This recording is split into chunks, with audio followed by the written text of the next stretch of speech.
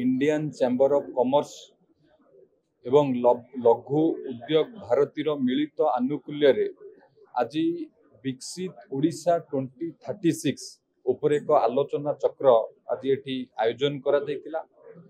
आम विभाग तरफ आमर प्राथमिकता कौन अच्छी, आम पाखे सुजोग कौन अच्छी एवं आमर भविष्य रणनीति कौन अच्छी एवं आम पाखे आह्वान कौन अच्छी, ये सब विषय रे चर्चा आलोचना है।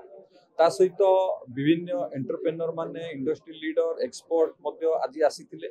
से माने कौन चैलेंज फेस करूचंती एवं आमे किभली भाबरे ताकू सब समाधान करी आमर प्राथमिकता को दृष्टि रे रखी एवं ताकू समाधान करी आम पाखे सुजोग जो अच्छी एवं जो इन्वेस्टमेंट आम पाखक आसूची बा तार किभली भाबरे वास्तवता देकी आगो को बढ़िबा, ये सब विषय रे चर्चा आलोचना हला। विकसित ओडिशा 2036 2036 सुधा जो समृद्ध ओडिशा गठन करिवार लक्ष्य को साकार करिवारे निश्चित भाबरे ये सहायक हबो एवं शिल्प विभाग से गुरुत्वपूर्ण भूमिका निर्वाह करिवो, ये आमर आशा और विश्वास अछि। ताकू लक्ष्य करी किभली भाबरे आम ओडिशा रे कौन कौन कले आहुरी विकास हो पारिबो आज ये चर्चा आलोचना हला एवं माननीय मुख्यमंत्री मध्य अपराह्न 3टारे योगदान करेंगे। निश्चित भाव ये आहुरी आकर्षणीय हम।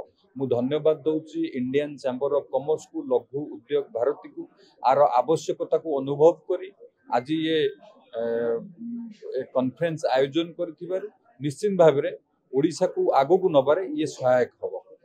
धन्यवाद। देखंतु आमर लक्ष्य रही ओडिशा रे केमिकल पेट्रोकेमिकल सेमीकंडक्टर रे भारत वर्ष एक अग्रणी राज्य रे परिणत करिबा पई आपण जे देखिबे केमिकल पेट्रोकेमिकल रे नाफ्था काकर प्लांट पारादीप रे आईओसीएल द्वारा निर्माण करा जिवो। सेमीकंडक्टर रे दुईटी की केंद्र सरकार अनुमोदन दे सारिचंती। ता द्वारा आंसिलरी गोटे सेमीकंडक्टर इकोसिस्टम मध्य प्रतिष्ठा हबो। ता सहित एफडीआई पार्क प्रतिष्ठा करिबा पई मध्य हमर भविष्यतर रोड मैप रहिछि। खूब शीघ्र सेमकॉर्प सहित मिसिकी जॉइंट वेंचर प्रतिष्ठा करा जिवो एवं आपण जे देखिबे जो हमर भविष्यतर रोड मैप एवं हमर लक्ष्य हमर आगामी कार्यपंथा ओडिशा शिल्प क्षेत्र रे आगामी दिन रे बढ़िबा सहित युवक मानकर आशा आकांक्षा पूरण करिवारे आम विभाग निश्चित भाव सफल हबो।